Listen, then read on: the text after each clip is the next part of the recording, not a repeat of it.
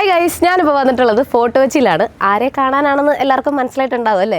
നമ്മുടെ ഒനിൽ ചേട്ടനെ കാണാൻ വേണ്ടി ഫോർട്ട് കൊച്ചിയിലേക്ക് തന്നെ വന്നിരിക്കുകയാണ്. ആളവിടെ വെയിറ്റ് ചെയ്ത് നിൽപ്പുണ്ട്. നമുക്ക് എന്തായാലും നേരെ പോയി സംസാരിക്കാം. നന്മമരമല്ല, ഇതെൻ്റെ ജീവിത ശൈലിയാണ്. അപ്പോൾ ഈ ഫോർട്ട് കൊച്ചി എന്നുള്ളത് ഭയങ്കര പ്രൗഡായിട്ട് തന്നെ ഒനിൽ ചേട്ടൻ പലപ്പോഴും ബിഗ് ബോസിൽ പറഞ്ഞിട്ടുണ്ട്. ഈ നാടിനോടുള്ള ഇത്രയും ഒരു ഇഷ്ടം എന്തുകൊണ്ടായിരിക്കും? അതായത് ഇത്രയും വർഷം ഹിസ്റ്ററി ഉള്ള ഒരു സ്ഥലം. ഈ സ്ഥലത്തിനെ പറ്റി ഒരുപാട് സ്റ്റീരിയോ ടൈപ്സ് ഉണ്ട്. ഞാൻ ഫാന്റാസ്മ എന്ന് പറഞ്ഞൊരു സംഭവം തുടങ്ങിയായിരുന്നു, ഒരു നൈറ്റ് വാക്ക്. അതിൽ നാട്ടിലും നാട്ടുകാരുടെയും കഥകൾ മാത്രമല്ല, ലെജൻസ്, ഫോക്സ്. അപ്പോൾ അതിനെ ഞാനൊരു സ്പൂക്ക് ട്രെയിലാക്കി മാറ്റി. കേരളത്തിലെ ആദ്യത്തെ സ്പൂക്ക് ട്രെയിലാണ്. നിങ്ങൾ എൻ്റെ നാട് നല്ല രീതിയിൽ, എനിക്കിഷ്ടമുള്ള രീതിയിൽ, അതായത് ഞാൻ താല്പര്യപ്പെടുന്ന രീതിയിൽ കാണണം എന്നുള്ള ഒരു ആഗ്രഹം കൊണ്ടാണ്. ഞാൻ പറഞ്ഞല്ലോ, ഒരുപാട് ഇപ്പോൾ ഞാൻ അഡ്വക്കേറ്റ് ആണെന്നുള്ളത് ഇപ്പോൾ അവിടെ ഗെയിമിൽ ADV എന്നുള്ള പേര് ഉപയോഗിച്ചിട്ടില്ല. എനിക്ക് ഈ പറഞ്ഞ പോലെ കുറേ കാറ്റഗറീസ് ഇഷ്ടമല്ല. അപ്പോൾ ഷെഫ് എന്നുള്ള പേര് ഞാൻ എന്നെ വിളിക്കാറില്ല. അജിനോമോട്ടോ കഴിക്കാൻ പാടില്ലെന്ന് പറയില്ലേ? ശരിക്കും കഴിക്കാം.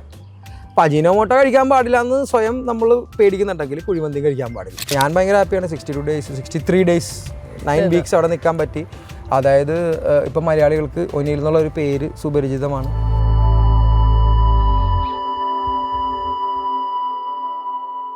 ആളിവിടെ ഉണ്ട് ഗൈസ്. ഒനിൽ ചേട്ടാ നമസ്കാരം. എന്തൊക്കെയുണ്ട് വിശേഷം? സുഖം. എന്തുണ്ട് വിശേഷം? സുഖം, നല്ല വിശേഷം. കുറേ നേരമായാ വന്നിട്ട്? വളരെ കുറച്ച് സമയമായിട്ടുള്ളൂ. വന്നപ്പോൾ തന്നെ കാണാൻ സാധിച്ചു, അതുകൊണ്ട് വലിയ പോസ്റ്റ് ഒന്നും കിട്ടിയില്ല. Thank you. അപ്പൊ എങ്ങനെയുണ്ട് ആക്ച്വലി ഇപ്പൊ ചേട്ടനെ ഫോർട്ട് കൊച്ചിയിൽ വന്ന് തന്നെ കാണാൻ പറ്റിയത് തന്നെ സന്തോഷം. കാരണം ഈ ബിഗ് ബോസ് കണ്ടപ്പം കുറേ കേൾക്കുന്നുണ്ടായിരുന്നു, ഫോർട്ട് കൊച്ചി. നമ്മളിപ്പോൾ കൊച്ചിയിൽ, ഞാനിപ്പോൾ കൊച്ചിയിൽ വർക്ക് ചെയ്യുന്ന ഒരാള്, വളരെ കുറച്ച് മാത്രമാണ് ഫോർട്ട് കൊച്ചിയിൽ വരുന്നത്. അപ്പോൾ ബിഗ് ബോസിൽ നമ്മൾ ചേട്ടനെ കണ്ടു. അപ്പോൾ ചേട്ടനെ കാണാൻ ഫോർട്ട് കൊച്ചി തന്നെ വരാൻ പറ്റിയാലും ഫോർട്ട് കൊച്ചി കുറച്ചൊന്ന് കാണാനും പറ്റി. അപ്പോൾ ഒരുപാട് സന്തോഷം. അതല്ലേ നല്ലത്. ഉറപ്പായിട്ടും സന്തോഷം. പിന്നെ പറയൂ, എങ്ങനെയുണ്ട് ബിഗ് ബോസിൽ നിന്ന് ഇറങ്ങിയിട്ടുള്ള ഒരു ജീവിതം? ഞാൻ ഒരു ക്വസ്റ്റ്യൻ ഞാൻ എടുത്തു കഴിക്കണം. ലാലേട്ടൻ എല്ലാ കണ്ടസ്റ്റൻസും ഇറങ്ങുമ്പോൾ ചോദിക്കാറുള്ളതാണ്, ബിഗ് ബോസിൽ നിന്നും ഇന്ന പാഠങ്ങളൊക്കെ പഠിച്ചു, അപ്പോൾ അത് പിന്നീടുള്ള ലൈഫിൽ അപ്ലൈ ചെയ്യുമോ എന്നുള്ളത്. അവിടെ നിന്ന് പഠിച്ച സാധനങ്ങളൊക്കെ ഇപ്പൊ ലൈഫിൽ അപ്ലൈ ചെയ്യുന്നുണ്ടോ?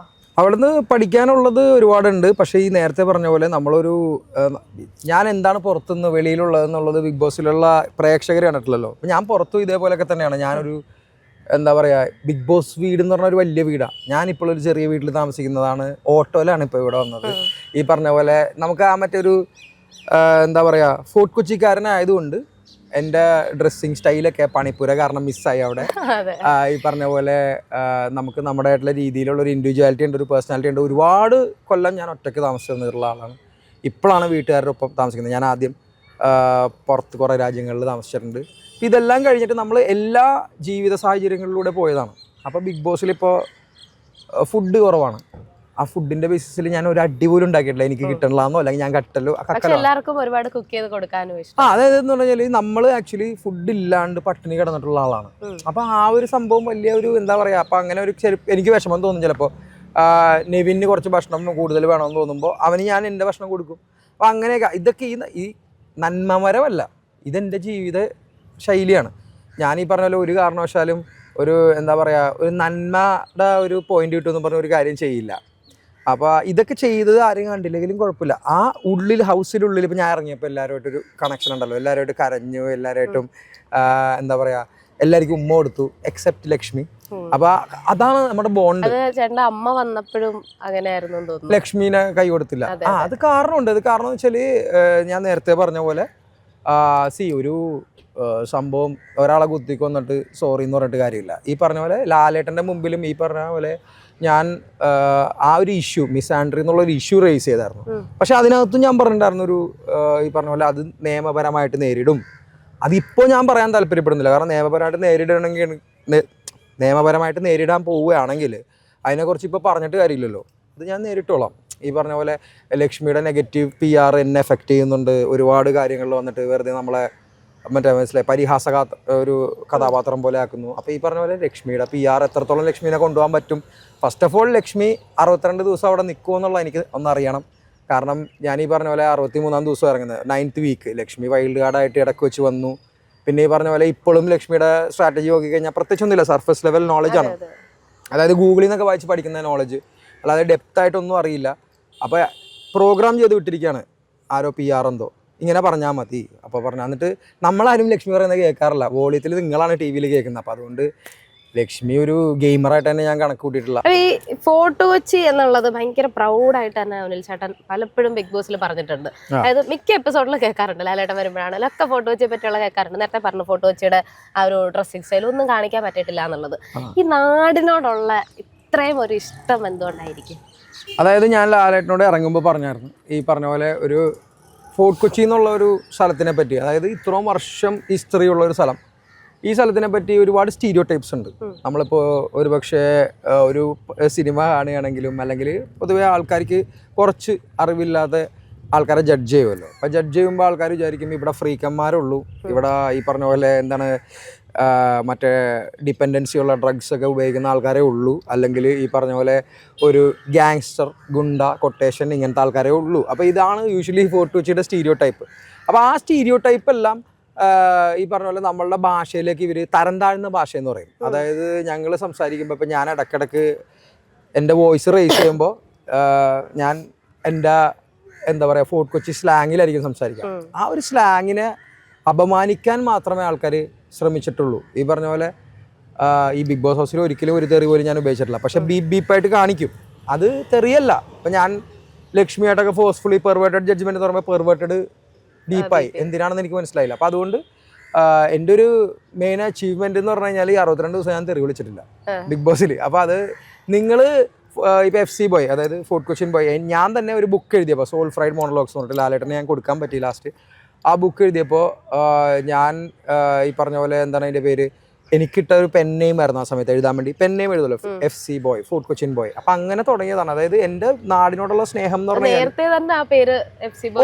ഒരുപാട് നാൾ മുമ്പ്. കാരണം എന്ന് വെച്ചാൽ ഞങ്ങളെല്ലാവരും ഫോർട്ട് കൊച്ചിൻ ബോയ്സ് എന്ന് പറയുമ്പോൾ നമ്മൾക്കുള്ളിൽ തന്നെ ഞങ്ങൾ പറയാം ഞങ്ങൾക്ക് ഈ സ്റ്റീരിയോ ടൈപ്പാണ്. എല്ലായിടത്തും ചെന്ന് കഴിഞ്ഞാൽ ഇവൻ ഫ്രീക്കനാണ്, ഇവൻ കഞ്ചാവാണ്. പക്ഷെ ഇവർ നമ്മളോട് സംസാരിച്ച് നമ്മളെ വിവരം അറിയാവുന്ന ഒരു സ്ഥലത്ത് വിവരം കാണിക്കാൻ പറ്റിയൊരു സ്ഥലത്താണെങ്കിൽ ഇവർ പിന്നെ മിണ്ടാതിരിക്കും. അപ്പം അതിനെ ഇവർ പറയും നമ്മൾ ഭയങ്കരമായിട്ട് ഇവരെ താഴ്ത്തി എന്ന് പറയും. അങ്ങനെയല്ലല്ലോ, അത് ഓവർ കോൺഫിഡൻസോ അല്ലെങ്കിൽ ഇതൊന്നും അല്ല. ഇപ്പം ഈ പറഞ്ഞ പോലെ ഒരു സർഫസ് ലെവൽ നോളജ് ഉള്ള ഒരാൾ വന്നിട്ട് എന്നോട് സംസാരിക്കുകയാണെങ്കിൽ അയാൾക്ക് ഡെപ്ത് ഇല്ല സംസാരിക്കാൻ. അപ്പോൾ ഫോർട്ട് കൊച്ചിയിൽ കലാപരമായിട്ടുള്ള ഒരുപാട് പേരുണ്ട്, ഇതൊക്കെ ഹൈലൈറ്റ് ചെയ്യാം. ഫോർട്ട് കൊച്ചിയിൽ ഒരുപാട് സംഗീതപരമായിട്ട് ചെയ്യുന്ന ആൾക്കാരുണ്ട്, പിന്നെ വരയുണ്ട്, ആർട്ടിസ്റ്റ് ഉണ്ട്, ബീനാലെ ഏറ്റവും വലിയ ആർട്ട്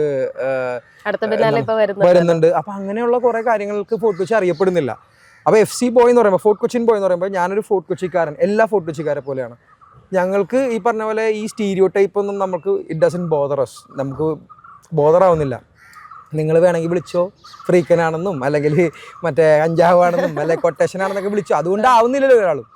ഈ പറഞ്ഞ പോലെ നമ്മളതുകൊണ്ട് നമ്മളുടെ നാടിൻ്റെ ഹിസ്റ്ററിയൊക്കെ നല്ല രീതിയിൽ ആൾക്കാരെ കാണിച്ചു കൊടുക്കുക. ഈ ഇവിടെ വന്നിട്ട് ഒരുപാട് പേര് ഫോർട്ട് കൊച്ചിയെ വിറ്റ് പൈസ ഉണ്ടാക്കുന്നുണ്ട്. അപ്പോൾ കുറേ ടൂർ ഗൈഡ്സ് വന്നിട്ട് നിങ്ങൾക്ക് വാസ്കോ ഡി ഗാമ ജനിച്ചത് ഇവിടെ, വാസ്കോ ഡി ഗാമ മരിച്ചത് അവിടെ എന്നും പറഞ്ഞിട്ട് പറഞ്ഞുതരും. അതിലൊന്നും കാര്യമില്ല, നാട്ടുകാരുടെ കഥ. അപ്പൊ ഞാൻ എന്റെ ഫാന്റാസ്മ ഞാൻ അങ്ങനെ തുടങ്ങിയത്. ഞാൻ ഫാന്റാസ്മ എന്ന് പറഞ്ഞൊരു സംഭവം തുടങ്ങിയായിരുന്നു, ഒരു നൈറ്റ് വാക്ക്. അതിൽ നാട്ടിലും നാട്ടുകാരുടെയും കഥകൾ മാത്രമല്ല, ലെജൻസ്, ഫോക്സ്. അപ്പോൾ അതിനെ ഞാനൊരു സ്പൂക്ക് ട്രെയിലാക്കി മാറ്റി. കേരളത്തിലെ ആദ്യത്തെ സ്പൂക്ക് ട്രെയിലാണ്. അപ്പോൾ അതൊക്കെ ചെയ്യുന്നത് എൻ്റെ നാടിൻ്റെ, നിങ്ങൾ എൻ്റെ നാട് നല്ല രീതിയിൽ എനിക്കിഷ്ടമുള്ള രീതിയിൽ, അതായത് ഞാൻ താല്പര്യപ്പെടുന്ന രീതിയിൽ കാണണം എന്നുള്ള ഒരു ആഗ്രഹം കൊണ്ടാണ്. അങ്ങനെ ഫോർട്ട് കൊച്ചിയുടെ ഭക്ഷണം, ഈ ഭക്ഷണം എനിക്കിപ്പോൾ ഒരുവിധം എൻ്റെ റിസർച്ചിലൂടെ ഞാൻ കൾണറി ആന്ത്രപ്പോളജി എന്ന് പറഞ്ഞൊരു ഫീൽഡ് റിസർച്ച് ചെയ്യുന്നുണ്ട്. അപ്പോൾ അതായത് ഒരു വ്യത്യസ്തമായിട്ടുള്ളൊരു ഏരിയയാണ്. ഹിസ്റ്ററി, പീപ്പിൾസ് ഫുഡ് ഹാബിറ്റ്സ്, പിന്നെ കൾച്ചർ, ഫോക്ക് എല്ലാം കൂടി ചേർന്നിട്ടായിരിക്കും നമ്മൾ ഒരു കമ്പാരിറ്റീവ് അനാലിസിസിൽ ആന്ത്രപ്പോളജിയിൽ റിസർച്ച് ചെയ്യുക. അപ്പോൾ അങ്ങനെ അതിലൂടെ എനിക്ക് കൊണ്ടുവരാൻ പറ്റിയ നെറേറ്റീവ്സ് എന്ന് പറഞ്ഞു കഴിഞ്ഞാൽ, ഇപ്പോൾ ഒരു മെനു ബുക്ക് തുറന്നു, റെസ്റ്റോറൻറ്റ് മെനു ബുക്ക് തുറന്നു, സിറിയൻ, ക്രിസ്ത്യൻ, മലബാർ, മാപ്പിള, ഈ 2 ക്ലാസിഫിക്കേഷൻസ് ഉള്ളൂ. അപ്പോൾ കൊച്ചിയുടെ കുസീൻ ഇല്ല, അല്ലെങ്കിൽ പോട്ടെ ബാക്ക് വാട്ടർ കുസീൻസ് ഇല്ല, അതായത് നമ്മുടെ ആലപ്പുഴയിലുള്ള ഇല്ല, മലയോര പ്രദേശങ്ങളിലില്ല. അപ്പോൾ ഞാനപ്പോൾ അങ്ങനെ നോക്കുമ്പോഴത്തേക്കും ഒരുപാട് വാക്യൂം ഉണ്ട് നമ്മളുടെ ഹിസ്റ്ററിയിൽ, കേരളയുടെ കുസീനിൽ തന്നെ. അപ്പോൾ ഞാൻ പതുക്കെ എൻ്റെ നെറേറ്റീവ് തുടങ്ങി, കൊച്ചിയുടെ നെറേറ്റീവ് കൊണ്ടുവന്ന്. എന്നിട്ട് ഞാൻ മുസാഡ് എന്ന് പറഞ്ഞിട്ടുള്ളൊരു പോർച്ചുഗീസ് മസ്റ്റർഡ് സോസ് ഇവിടെ എല്ലാ കല്യാണത്തിനും സെർവ് ചെയ്യുന്ന സാധനം, ഞാനത് സ്വന്തമായിട്ട് പഴയ റെസിപ്പി, 500 വർഷം പഴക്കമുള്ള റെസിപ്പി കുറേ സ്ഥലത്ത് പോയി കണ്ടുപിടിച്ച് എടുത്ത് കുറേ അമ്മമാരുടെ നിന്ന് എടുത്തിട്ട് ഇത് ഞാൻ എൻ്റെ ഇവൻറ്റ്സിലൊക്കെ ഉപയോഗിക്കും. അപ്പോൾ ഞാൻ ഉപയോഗിക്കുമ്പോൾ വെസ്റ്റേൺ കുക്കിങ്ങിലായിരിക്കും, ബ്രിസ്ക്കറ്റിൻ്റെ കൂടെയോ അല്ലെങ്കിൽ സാൻഡ്വിച്ചിൻ്റെ കൂടെയൊക്കെ ആയിരിക്കും ഇത് കൊടുക്കുന്നത്. അപ്പോൾ ഓഡിയൻസ് മാറി, ഇത് ഏത് സോസാ ബ്രോ, ഇറ്റ്സ് ലൈക്ക് വസാബി എന്നൊക്കെ പറയും ജപ്പാനിലുള്ള. അങ്ങനെ ഇപ്പോൾ ആ മുസാഡ് എൻ്റെ നെറേറ്റീവ് ഇന്ത്യയിലെ ഏറ്റവും ബെസ്റ്റ് റെസ്റ്റോറൻ്റ് ഉണ്ട് ലൈക്ക് റേറ്റിംഗ് ഉള്ളത് ബോംബെയിൽ മാസ്ക് എന്ന് പറഞ്ഞിട്ട് അവർ അത് ഇപ്പോൾ അബ്സോർബ് ചെയ്തു എൻ്റെ റെസിപ്പി. അപ്പോൾ കൊച്ചിയുടെ മുസാഡ് എനിക്ക് അവിടെ എത്തിക്കാൻ പറ്റി. അപ്പോൾ ആൾക്കാർ ഒരുപാട് പേര് ഈ പറഞ്ഞ പോലെ ഫോർട്ട് കൊച്ചിയിൽ ഇങ്ങനെയും കാര്യങ്ങളുണ്ട്, അല്ലെങ്കിൽ കൊച്ചിയിൽ ഇങ്ങനെയും കാര്യങ്ങളുണ്ട്, കേരളത്തിൽ കുസീൻസ് വേറെ ഉണ്ട്, അല്ലാതെ ക്ലാസിഫിക്കേഷൻ ബ്രിട്ടീഷുകാർ കൊടുത്ത പോലെ അല്ല എന്നുള്ള രീതിയിലൊക്കെ എനിക്ക് കുറച്ച് ചെയ്യാൻ പറ്റി. അപ്പോൾ അങ്ങനെയൊക്കെയാണ് എനിക്ക് ബിഗ് ബോസിൽ ആക്ച്വലി ഒരു എൻട്രി കിട്ടുന്നത്. നമ്മൾ ഒരു എല്ലായിടത്തും സംസാരിക്കപ്പെടണം, ഫോർട്ട് കൊച്ചിക്കാരൻ എന്നുള്ള രീതിയിൽ. പക്ഷേ ഫോർട്ട് കൊച്ചിയിൽ സിനിമയിൽ കാണിക്കുന്ന രീതിയിലല്ല. FC ബോയ് എന്ന് പറഞ്ഞാൽ ഒരു ഇപ്പം എൻ്റെ അടുത്ത് എല്ലാവരും പറയും സ്വാഗ്, വൈബ്, ചിൽ, ഇത് തന്നെയാണ് ഞാൻ എല്ലാവരുടെ അടുത്തും. ഈ പറഞ്ഞ പോലെ സ്വാഗ്, വൈബ്, ചില്ലെന്നൊക്കെ ഭയങ്കര ഒബ്വിയസ് ആക്കേണ്ട ആവശ്യമില്ല. അത് ഓരോരുത്തരുമായിട്ടുള്ള കണക്ഷൻ അല്ലേ. ഞാൻ നേരത്തെ പറഞ്ഞ പോലെ എനിക്ക് കണക്റ്റ് ആവുന്ന കുറച്ച് പേരുണ്ട്, വളരെ കുറച്ച് പേരായിട്ട് കണക്റ്റ് ആവാത്തുള്ളൂ. അതെന്ന് പറഞ്ഞാൽ ഞാനിപ്പോൾ ലൈഫിലും അതുപോലത്തെ ആൾക്കാരായിട്ട് കണക്റ്റ് ആവില്ല.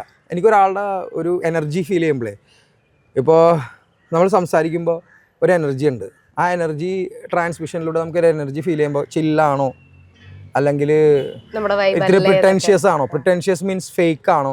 കാരണം നമ്മൾ ഒരുപാട് രാജ്യങ്ങളിൽ ഒരുപാട് കൾച്ചേഴ്സിനായിട്ട് മിക്സ് ചെയ്തിട്ടുണ്ട്. അപ്പോൾ ചിലപ്പോൾ നമുക്കും നമ്മുടെ ഉള്ളിൽ കുറേ ഫീലിങ്സ് ഉണ്ടാകും. അതൊക്കെ ഇവരും അവരുടെ കൾച്ചറിലൂടെ നമുക്ക് മാറ്റിയെടുക്കാൻ പറ്റും, അവരെ ഒബ്സർവ് ചെയ്തിട്ട്.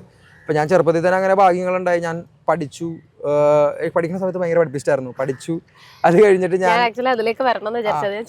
ഇന്ത്യനെ റെപ്രസെൻ്റ് ചെയ്ത് ഓസ്ട്രേലിയ പോയിട്ടുണ്ട് ഞാൻ കോളേജിലായിരുന്നപ്പോൾ തന്നെ.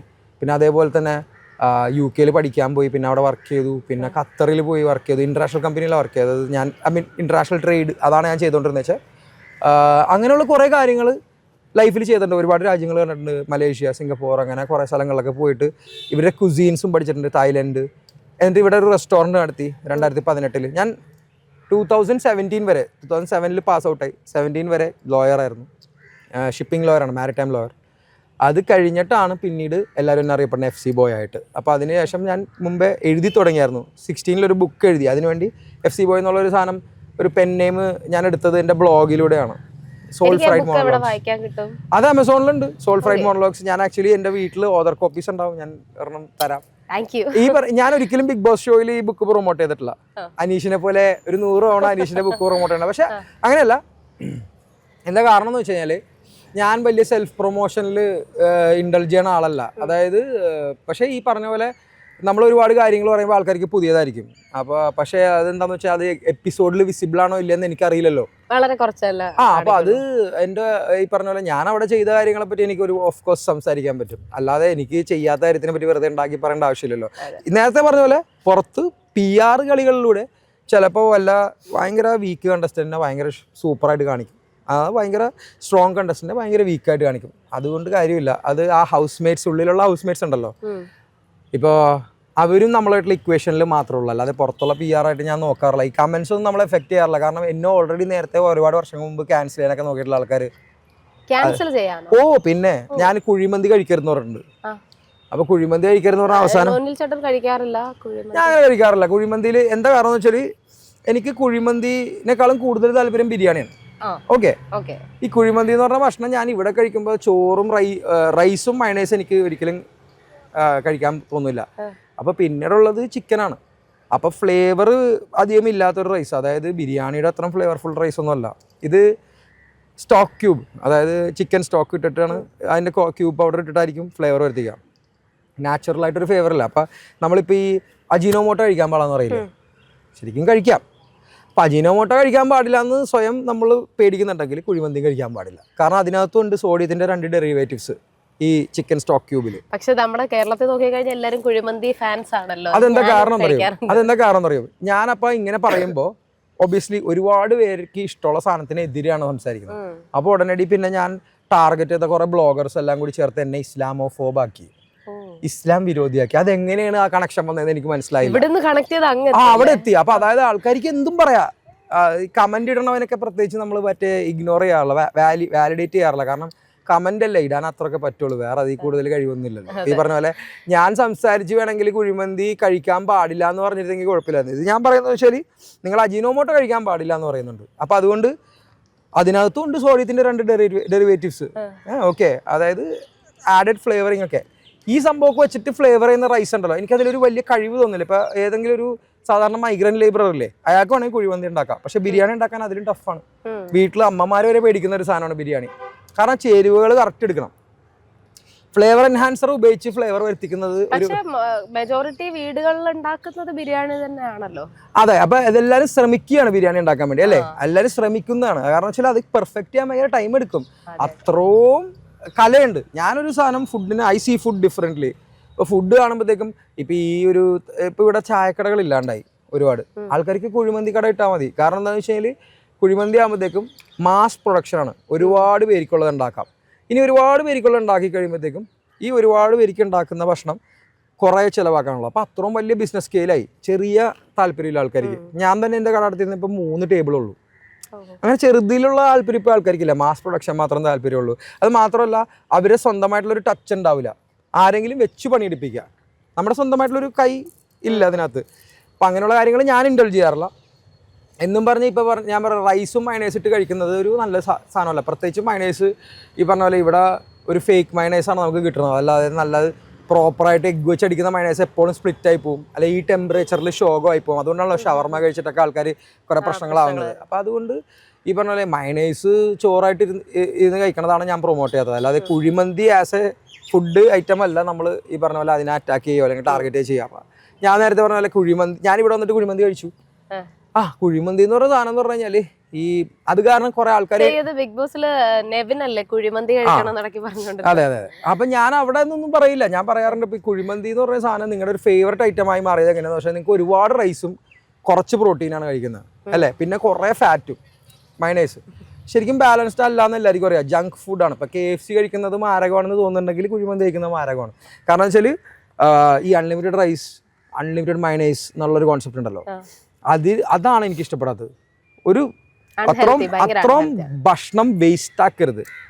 ഓക്കെ, നമ്മൾ പണ്ട് ഒരു CB കഴിച്ചു കഴിഞ്ഞാൽ, ചിക്കൻ ബിരിയാണി കഴിച്ചു കഴിഞ്ഞാൽ പിന്നെ വിശപ്പുണ്ടെങ്കിൽ ½ CB ഓർഡർ ചെയ്യുള്ളൂ. ഇതായിരുന്നു എൻ്റെ കോളേജിലെ കണക്ക്. ഒരു ½ CB പിന്നെ വിശപ്പുണ്ടെങ്കിൽ. കാരണം കഷ്ണം കുറവായിരിക്കുമല്ലോ. പ്രോട്ടീൻ വളരെ ഇമ്പോർട്ടൻ്റ് ആണ്. നമ്മുടെ ഇവിടെ കേരളത്തിലുള്ള ഒരു ആൾക്കാർക്കുള്ള ഡിഫിഷ്യൻസി എന്ന് പറഞ്ഞു കഴിഞ്ഞാൽ പ്രോട്ടീൻ ഡിഫിഷ്യൻസിയാണ്.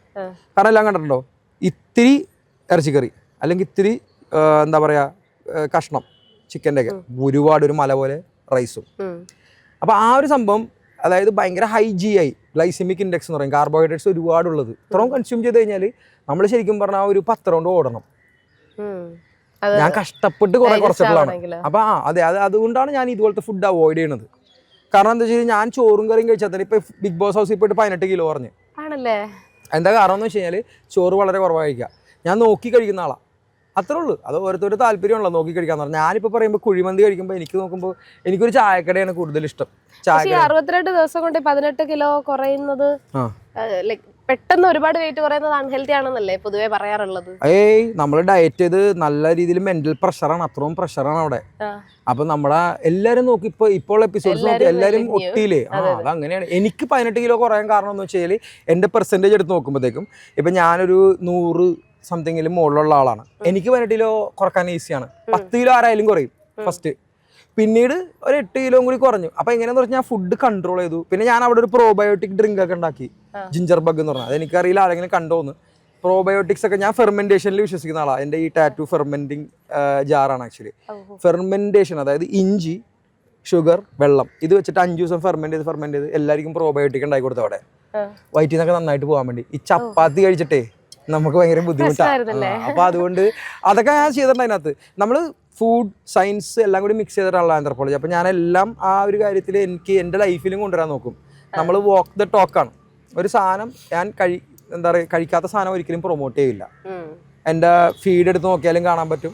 എനിക്ക് ഇഷ്ടമില്ലാത്ത ഭക്ഷണം, അതായത് ഞാൻ കഴിക്കാത്ത ഭക്ഷണം സ്വയം പ്രൊമോട്ട് ചെയ്യില്ല. അത്രേ ഉള്ളൂ. അതുകൊണ്ടാണ് നമുക്ക് എന്തായാലും ഒന്ന് നടന്നാലോ? അപ്പോൾ അനിൽ ചേട്ടൻ ഇപ്പോൾ നോക്കിക്കഴിഞ്ഞാൽ വെൽ എഡ്യൂക്കേറ്റഡ് ആണ്, ഒരുപാട് സ്ഥലങ്ങളിൽ പോയി പഠിച്ചു. അപ്പോൾ അതിനുശേഷം ഈ ഷെഫ് എന്നുള്ളൊരു പ്രൊഫഷൻ ചൂസ് ചെയ്തപ്പം എവിടെന്നെങ്കിലും ഒരു നെഗറ്റിവിറ്റി കേട്ടിരുന്നോ? അത് ഓഫ് കോഴ്സ് നെഗറ്റിവിറ്റി അല്ല. ഷെഫ് എന്ന് ഞാൻ പറഞ്ഞല്ലോ ഒരുപാട്. ഇപ്പോൾ ഞാൻ അഡ്വക്കേറ്റ് ആണെന്നുള്ളത് ഇപ്പോൾ അവിടെ ഗെയിമിൽ ADV എന്നുള്ള പേര് ഉപയോഗിച്ചിട്ടില്ല. എനിക്ക് ഈ പറഞ്ഞ പോലെ കുറേ കാറ്റഗറീസ് ഇഷ്ടമല്ല. അപ്പോൾ ഷെഫ് എന്നുള്ള പേര് ഞാൻ എന്നെ വിളിക്കാറില്ല. നമ്മൾ ഒരാളെ സെർവ് ചെയ്യുമ്പോൾ അവർക്ക് ഇഷ്ടപ്പെടുന്ന രീതിയിൽ നമ്മളിപ്പോൾ ഫുഡ് കൊടുക്കുമ്പോഴാണ് അവർ ഷെഫ് എന്ന് വിളിക്കുക. അപ്പോൾ കാരണം ഞാൻ ഒരിക്കലും പഠിച്ചിട്ടില്ല ഷെഫ് ആവാൻ വേണ്ടി. അപ്പോൾ ഒരുപാട് പഠിക്കുന്ന ആൾക്കാരുണ്ടല്ലോ ഷെഫ് ആവാൻ വേണ്ടി. അല്ല, അപ്പോൾ ഞാൻ പറയുന്നത് പറഞ്ഞാൽ ഈ ഷെഫ് എന്നുള്ള പ്രൊഫഷൻ ഉണ്ടല്ലോ, അതിനെ ബഹുമാനിച്ചുകൊണ്ട് ഞാൻ സ്വയം ഷെഫ് എന്ന് വിളിക്കാറില്ല. ഇപ്പോൾ ഒരു പക്ഷേ ഈ പറഞ്ഞ പോലെ ഒരുപാട് ഇപ്പോൾ യൂട്യൂബിലൊക്കെ ചെയ്ത് ഹോം ഷെഫ്സ് സ്വന്തമായിട്ട് ഷെഫ് എന്ന് വിളിക്കുന്നുണ്ട്. ഒരുപാട് റീൽസ് ഉണ്ടാക്കുന്ന ആൾക്കാർ സ്വന്തമായിട്ട് ഷെഫ് എന്ന് വിളിക്കുന്നുണ്ട്. അപ്പോൾ ആ ഒരു കാറ്റഗറിയിൽ പെട്ടു പോകാണ്ടിരിക്കാൻ വേണ്ടി ഞാൻ സ്വയം ഷെഫ് എന്ന് വിളിക്കാറില്ല. പക്ഷേ ഈ പറഞ്ഞ പോലെ നമ്മൾ കൊടുക്കുന്ന ഭക്ഷണം, നമ്മൾ ചെയ്യുന്ന രീതി, ഭക്ഷണത്തിൻ്റെ രീതി, ഇതൊക്കെ കൊണ്ട് ആളുകൾ നമ്മളെ ഷെഫ് എന്ന് വിളിക്കുമ്പോൾ നമ്മൾ ഓഫ് കോഴ്സ് ആ ഒരു റെസ്പെക്റ്റിൻ്റെ ഭാഗമായിട്ട് അത് സ്വീകരിക്കുന്നു. അല്ലാതെ I am an advocate professionally ഈ പറഞ്ഞ പോലെ. പക്ഷേ അവിടെ ബിഗ് ബോസിൽ ചെന്നപ്പോഴും ഞാൻ അഡ്വക്കേറ്റ് ഒനിൽ സാബു എന്ന് പറഞ്ഞ് പോയല്ല. ഞാൻ എൻ്റെ നാടിനെ റെപ്രസെൻ്റ് ചെയ്ത് fort Cochin boy, FC boy, ഇടയ്ക്ക് ലാലേട്ടനെ ഉപയോഗിച്ചിട്ടുണ്ട് അത്, FC ബോയ്. ആ ഒരു ഐഡൻറ്റിറ്റി മതി എനിക്ക്, ഫോർട്ട് കൊച്ചിൻ ബോയ്. അതായത് നാടിനോടുള്ള, ഞാൻ പറഞ്ഞില്ലേ, അതീവമായിട്ടുള്ള ബഹുമാനം മാത്രമല്ല, എൻ്റെ നാടിനെ എനിക്ക് നല്ല രീതിയിൽ എല്ലായിടത്തും അതിൻ്റെ കറക്റ്റ് കഥകൾ എത്തിക്കണം. I M A story teller. അപ്പോൾ ആ ഒരു രീതിയിൽ ആണ് ഞാൻ ചെയ്യുന്ന എല്ലാ പരിപാടിയും. ഫോർട്ട് കൊച്ചിൻ ബോയ് എന്നുള്ള നിലക്ക് മാത്രം അംഗീകരിച്ചാൽ മതി. അല്ലാതെ ഈ പറഞ്ഞ പോലെ അതിനൊരു ടാഗ് അഡ്വക്കേറ്റെന്നോ ഷെഫെന്നോ ഒന്നും വേണ്ട. ഞാൻ ചെയ്യുന്ന ചിലപ്പോൾ ഭക്ഷണം യുണീക്കായിട്ടുള്ള സാധനമായിരിക്കും, അതെൻ്റെ രീതി, ഞാൻ ചൂസ് ചെയ്യുന്നത്. ഇപ്പോൾ ഞാൻ കുറേ സ്മോക്ക്ഡ് മീറ്റ്സ് ചെയ്യാറുണ്ട്. ഈ പറഞ്ഞ പോലെ ബീഫിൻ്റെ നോസ് ടു ടെയിൽ ബാംഗ്ലൂർ ചെയ്തിട്ടുണ്ട്, ഗോവയിൽ ചെയ്തിട്ടുണ്ട്, പിന്നെ ബോംബെയിൽ എൻ്റെ ഇവൻറ്റ്സ് ചെയ്തിട്ടുണ്ട്. അങ്ങനെ കുറേ സ്ഥലത്ത് ചെയ്തിട്ടുണ്ട്. കേരളത്തിൽ തന്നെ ഒരുപാട് സ്ഥലത്ത് ചെയ്തിട്ടുണ്ട്. സാൻഡ്വിച്ച് ഇവൻറ്റ്സ്, മാഡ് വിച്ച് എന്നൊക്കെ പറഞ്ഞിട്ട്. അപ്പോൾ അതുകൊണ്ട് എൻ്റെ രീതിയിൽ എൻ്റെ പാഷൻ ഫുഡാണ്. അപ്പോൾ ആ പാഷനിൽ വെച്ചിട്ട് ഇപ്പോൾ എല്ലാവരും ഒരു പ്രൊഫഷനിൽ നിന്നിട്ട് അഡ്വക്കേറ്റായിട്ട് നിന്നിട്ട് കുറേ നാൾ പിന്നെ അതിനെ തന്നെ സെറ്റാവും. അപ്പോൾ 9 to 5 ജോബാണെങ്കിലും, അല്ലെങ്കിൽ ഇനി ലേറ്റ് ആയിട്ടുള്ള അവേഴ്സ് വർക്ക് ചെയ്യും. ഞങ്ങളെപ്പോലെ കോർപ്പറേറ്റ് ലോയേഴ്സ് ഒരുപാട് വർക്ക് ചെയ്ത് കഴിഞ്ഞിട്ട് ഭയങ്കര സ്ട്രെസ്ഫുള്ളാണ് ആ ലൈഫ്. ആ ലൈഫിൽ നിന്ന് എല്ലാവരുടെയും ഈ ലാപ്ടോപ്പിൽ ഇരുന്നിട്ട് ഫുൾ ടൈം നോക്കുമ്പോൾ വാൾപേപ്പർ എപ്പോഴും ഒരു ബീച്ച് അല്ലെങ്കിൽ മലയൊക്കെ ആയിരിക്കും. എപ്പോഴും ഹോളിഡേ മൂഡിൽ പോകണമെന്നായിരിക്കും.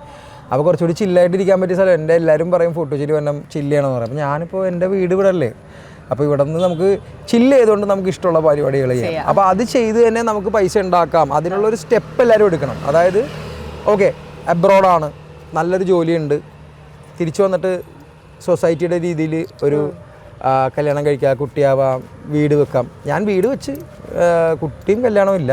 ഈ പറഞ്ഞ പോലെ എനിക്കിഷ്ടമുള്ള രീതിയിൽ ജീവിക്കുന്നു. അപ്പോൾ ഈ പറഞ്ഞ പോലെ നമ്മൾ ഒരു സ്വന്തമായിട്ടുള്ള കാര്യങ്ങൾ ചെയ്യാൻ വേണ്ടി അതിനുള്ള താല്പര്യമുള്ള കാരണം നാട്ടിലേക്ക് കറക്റ്റായിട്ടുള്ള ഒരു ടൈമിൽ വന്നു. ഇപ്പോൾ ഞാൻ എൻ്റെ പ്രൊഫഷനിൽ 10 years കൊടുത്തു. 10 years കഴിഞ്ഞിട്ട് എനിക്കിഷ്ടമുള്ള ചെയ്യാമെന്ന് വിചാരിച്ചു. അപ്പോൾ ആ 10 years ഞാൻ ലോയറായിരുന്നു, 2007 to 2017. അതിനിടയിൽ അങ്ങനെ പ്ലാനിങ് ഭയങ്കര അത്യാവശ്യമാണ്. പ്ലാനിങ് ഇല്ലെങ്കിൽ നമുക്ക് ഈ പറഞ്ഞ പോലെ ഇപ്പോൾ ഫോർ എക്സാമ്പിൾ ഇപ്പോൾ നിങ്ങൾ ബിഗ് ബോസ് കാണുമ്പോൾ 62 days അവിടെ നിൽക്കണമല്ലോ. അപ്പോൾ ഫസ്റ്റ് ഷോർട്ട് ടേം ഗോൾസ് ആയിരിക്കണം 21 days, 3 weeks. അത് കഴിഞ്ഞ് 50 days, പിന്നെ 70 days. അപ്പോൾ അതിന് ആ ഒരു കാറ്റഗറിയിൽ 3rd സ്റ്റേജിൽ ഓഫ് കോഴ്സ് പ്രേക്ഷകരുടെ വിധി പ്രകാരം നമ്മൾ പുറത്തിറങ്ങുന്നു. പക്ഷേ ഈ പറഞ്ഞ പോലെ നമുക്കൊരു അവസരം തന്നതിനും അവിടെ നമുക്ക് നന്നായിട്ട് പെർഫോം ചെയ്യാനുള്ള ഒരു സ്പേസ് തന്നതിനും ജിയോ ഹോട്ട്സ്റ്റാറിനും ബിഗ് ബോസിനും ഏഷ്യാനെറ്റിനും വളരെയധികം കടപ്പാടുള്ളതാണ്. കാരണം വെച്ചാൽ ഇത് നമ്മളെ ഹെൽപ്പ് ചെയ്യുന്നത് നമ്മളിപ്പോൾ ചെയ്യുന്ന കാര്യങ്ങൾ തന്നെ ആൾക്കാർ അറിയണമല്ലോ. എൻ്റെ പ്രധാന ലക്ഷ്യം എന്ന് പറഞ്ഞു കഴിഞ്ഞാൽ അവിടെ ചെന്നിട്ട് ഈ പറഞ്ഞ പോലെ നമ്മളൊരു കപ്പ് വിന്നറാണെന്നുള്ള ഒരു ക്ലെയിം അല്ല. നമ്മൾ ഈ ഷോർട്ട് ടേം ഗോൾസ് വെച്ചാൽ പോവുക. അവിടെ ഓരോ സ്റ്റേജ് കഴിയുന്തോറും നമ്മൾ എത്തും. ആ ഓരോ സ്റ്റേജ് കഴിയുന്നതോറും എത്തുമ്പോൾ ആഗ്രഹിച്ചിരുന്നില്ലേ ബിഗ് ബോസിന്റെ വിന്നറായിട്ടുള്ള ഒരു കപ്പ്? ആരും കപ്പ് ജയിക്കണ്ടെന്ന് വിചാരിക്കില്ലല്ലോ എല്ലാവരും. അതുകൊണ്ട് അവരായിട്ടുള്ള കളി തുടങ്ങും. പക്ഷെ ഞാൻ പറഞ്ഞ പോലെ എൻ്റെ രീതി ഇങ്ങനെയാണ്, ഷോർട്ട് ടേം. ഇപ്പോൾ ഫസ്റ്റ് 2 weeks ഞാൻ വിസിബിൾ ആണോ ഇല്ല എന്നുള്ളത് എനിക്കറിയില്ല. ഫസ്റ്റ് 2 weeks എന്ന് പറഞ്ഞാൽ എൻ്റെ സ്ട്രാറ്റജി എന്ന് പറഞ്ഞു കഴിഞ്ഞാൽ പറഞ്ഞ പോലെ അനീഷിനെ ഭയങ്കരമായിട്ട് വിസിബിലിറ്റി കിട്ടിയിട്ടുണ്ടാവും, എല്ലാവർക്കും അറിയാം. അപ്പോൾ അനീഷിനെ വിസിബിലിറ്റി കിട്ടുമ്പോഴത്തേക്കും ഫസ്റ്റ് വീക്ക് ഞാൻ നല്ല രീതിയിൽ കിച്ചൺ കൊണ്ടുപോയി, നല്ല രീതിയിൽ, അത് സ്മൂത്തായിട്ട് പോയപ്പോൾ പിന്നെ എൻ്റെ ഒരു സ്ട്രാറ്റജി എന്ന് പറഞ്ഞു കഴിഞ്ഞാൽ ഫസ്റ്റ് 2ാം ദിവസം തന്നെ അനീഷിൻ്റെ അടുത്ത് എർത്ത് പിടിക്കരുത്. അതായത് എൻ്റെ അടുത്ത് അനീഷിൻ്റെ ഗെയിം കളിക്കാൻ നമ്മൾ പോരുന്നല്ലോ. എൻ്റെ എപ്പോഴും ഇതെന്ന് പറഞ്ഞു കഴിഞ്ഞാൽ ഞാൻ എൻ്റെ ഗെയിം കളിക്കാൻ വന്നാൽ അനീഷ് അവൻ്റെ ഗെയിം കളിക്കുമ്പോൾ അതിനകത്ത് പോയിട്ട് ആൾക്കാർ അവനെല്ലാവരെയും അവൻ്റെ എതിരെയാക്കണം, അതിൻ്റെ ആവശ്യമില്ല. അപ്പം ഞാൻ എൻ്റെ കാര്യങ്ങൾ മാത്രം ചെയ്തു. പക്ഷേ അപ്പോൾ വിസിബിലിറ്റി കുറഞ്ഞു പോയി. ഓക്കെ, അപ്പോൾ ഈ വിസിബിലിറ്റി കുറഞ്ഞു പോകുന്നത് നമ്മളറിയുന്നില്ലല്ലോ ഉള്ളിൽ നിന്ന്. പിന്നെ നമ്മൾ അതിനനുസരിച്ച് ഗെയിം പ്ലാൻ മാറ്റും. അപ്പോൾ 3 weeks കണ്ട ഞാനല്ല പിന്നീടുള്ള വീക്സ്. പിന്നീട് ഞാൻ 3 ആഴ്ച അടുപ്പിച്ച് ക്യാപ്റ്റൻസിയിൽ വന്നു. ഈ അടുപ്പിച്ച് ക്യാപ്റ്റൻസിയിൽ വരണമെന്ന് പറഞ്ഞു കഴിഞ്ഞാൽ അതിനായിട്ടുള്ള കളികൾ അവിടെ കളിച്ചിട്ട് നമ്മൾ ഇപ്പോൾ അവിടെ കുറേ ഗ്രൂപ്പ്സ് ഉണ്ടാവും. ഓക്കെ, ആ ഗ്രൂപ്പ്സിലെല്ലാവരും ഈ പറഞ്ഞ പോലെ എന്താ പറയുക, ചിലപ്പോൾ ഒരു രീതിയിൽ ഗ്രൂപ്പായിട്ട് ചിന്തിക്കുന്ന ആൾക്കാരായിരിക്കും. നമ്മൾ ഇൻഡിവിജ്വലി ചിന്തിക്കുന്ന കാരണം നമുക്ക് ഗ്രൂപ്പിന് സപ്പോർട്ട് ഉണ്ടാവില്ല. പക്ഷേ അവർക്ക് നമ്മളെ സപ്പോർട്ട് ചെയ്യാനിരിക്കാൻ പറ്റില്ല. അതുപോലുള്ള ഗെയിം ടാസ്കിലൂടെ കാണിക്കുമ്പോഴും അല്ലെങ്കിൽ ഹൗസ് മേറ്റ്സിനോട് കാണിക്കുമ്പോഴും ആണ് ഹൗസ് മേറ്റ്സ് നമ്മളെ നോമിനേറ്റ് ചെയ്യുക ഫോർ ക്യാപ്റ്റൻസി. അപ്പോൾ അതുകൊണ്ട് ആ 3 ആഴ്ച അടുപ്പിച്ച് ക്യാപ്റ്റൻസിയിൽ വന്നത് ഈ പറഞ്ഞ പോലെ ആ രീതിയിൽ എഫേർട്ട് ഇട്ടിട്ടാണ്. പക്ഷേ അത് ഈ പറഞ്ഞ പോലെ പുറത്ത് വിസിബിൾ ആണോ ഇല്ലയെന്ന് നമുക്കറിയില്ല. നമ്മൾ ചെയ്യുന്നത് എന്താണ്, നമ്മളുടെ ഗെയിം പ്ലാൻ കൊണ്ടുപോവുക. നമ്മൾ ഗെയിം പ്ലാനിൽ ഇപ്പോൾ 3 ആഴ്ച ക്യാപ്റ്റൻസിയിൽ വരുമ്പോൾ 3 ആഴ്ച സേഫ് ആണല്ലോ. അപ്പോൾ അത് അങ്ങനെയല്ലേ മുന്നോട്ട് പോകാൻ പറ്റുള്ളൂ. ഒരാളെ നമ്മൾ എന്തായാലും ഇതൊരു ഗെയിമാണ്, it's like A battle royal. Last ഒരാളെ ജയിക്കുകയുള്ളൂ. ആ ലാസ്റ്റ് ഒരാളാവാൻ ശ്രമിക്കാൻ എല്ലാവരും ശ്രമിക്കും. ഒരാളാവണമെന്നുള്ളത് എല്ലാവരുടെയും ശ്രമം അതായിരിക്കും. പക്ഷേ ഈ പറഞ്ഞ പോലെ ഓരോരുത്തർക്ക് എന്താ പറയുക, ഓരോ സമയത്ത് പ്രേക്ഷകരുടെ വോട്ട് എങ്ങനെയാണെന്ന് അറിയില്ല, വിസിബിലിറ്റി എങ്ങനെയാണെന്ന് അറിയില്ല. അപ്പോൾ അതിനനുസരിച്ചാണ് ആൾക്കാർ വിലയിരുത്തുക. പിന്നെ ഞാൻ ഭയങ്കര ഹാപ്പിയാണ്. 62 ഡേയ്സ് 63 ഡേയ്സ് 9 വീക്സ് അവിടെ നിൽക്കാൻ പറ്റി. അതായത് ഇപ്പം മലയാളികൾക്ക് ഒനിയിൽ എന്നുള്ള ഒരു പേര് സുപരിചിതമാണ്. അതൊക്കെ തന്നെ. തീർച്ചയായിട്ടും. നമുക്കിനി ഇവിടുന്ന് അടുത്തൊരു സ്ഥലത്തേക്കൂടെ ഒന്ന് മൂവ് ചെയ്താലോ? പോവാലോ, വരും. പോവാം.